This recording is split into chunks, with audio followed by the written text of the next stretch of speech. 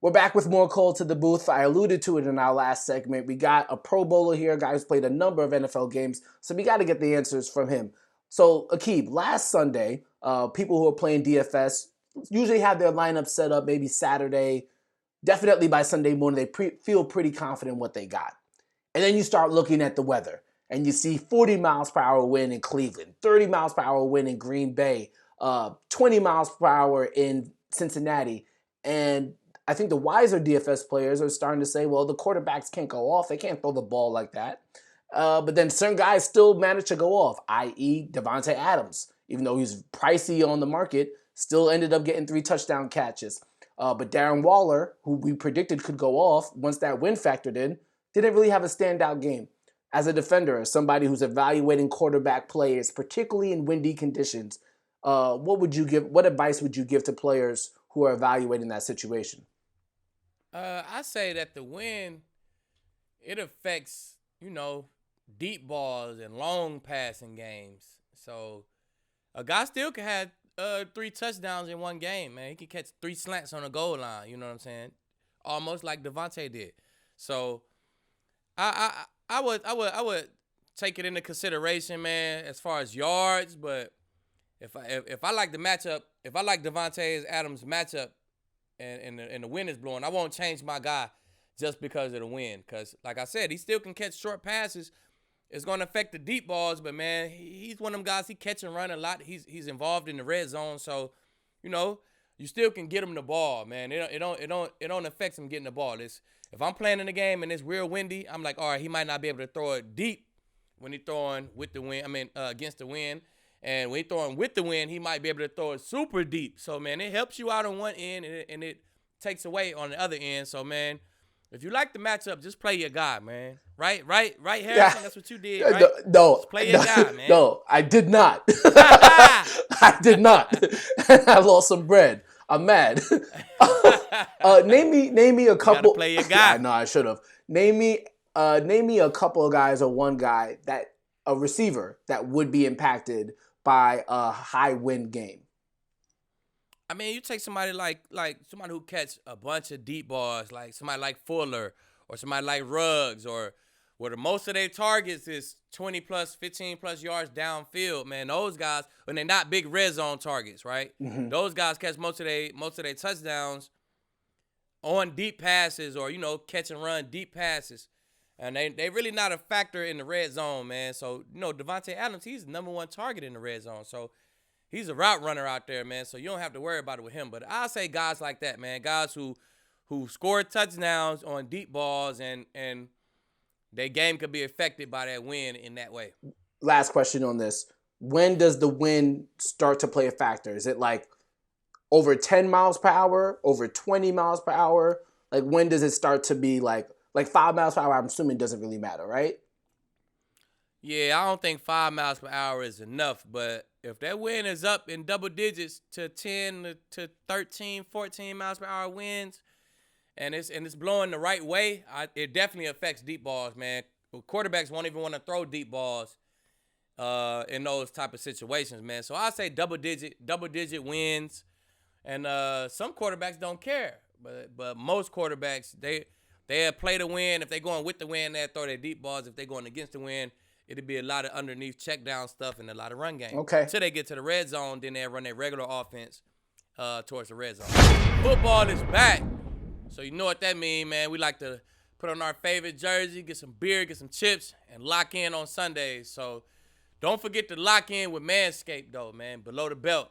We got to lock in and make sure we nice and neat below the belt, so our wives and our girlfriends don't have nothing to say at night after the games, you know what I'm saying? Yeah, you spend all day on the couch watching the game, and then you try to get romantic, but you didn't do the part that you should have done before that. You didn't treat your halftime correctly when you should have been taking care of yourself. You alluded to it. It's the Manscaped Perfect Package 3.0, and they got everything you need. First of all, Aqib, when we were younger, we didn't have the technology that they have now, where you could actually have the Lawnmower 3.0. It's a skin-safe technology. It's waterproof. It's cordless. You can bring it in the shower, get all the spots that you really need to get. They also have the Crop Preserver, which is a ball deodorant, so you can stop from the chafing, especially if you're not wearing appropriate boxers. Fellas, wear good boxers. And then also you have the crop reviver as well. So you have the perfect package 3.0, all these things that you need to make sure that you're on top of your game when the games are over. Definitely, man. MANSCAPED.com got us covered, guys. I can remember, just going into the shower and grabbing whatever razor, doing what I got to do, hopping out the shower, dumping baby powder down there. But, we don't have to go through that kind of stuff no more, guys. We got MANSCAPED.com. Use the promo code NOFLYZONE. You get 20% off and you get free shipping. That's on anything you need. You get you a trimmer. You get you a little deodorant, man. I say you good to go with them two things right there, man. So, NoFlyZone is the promo code.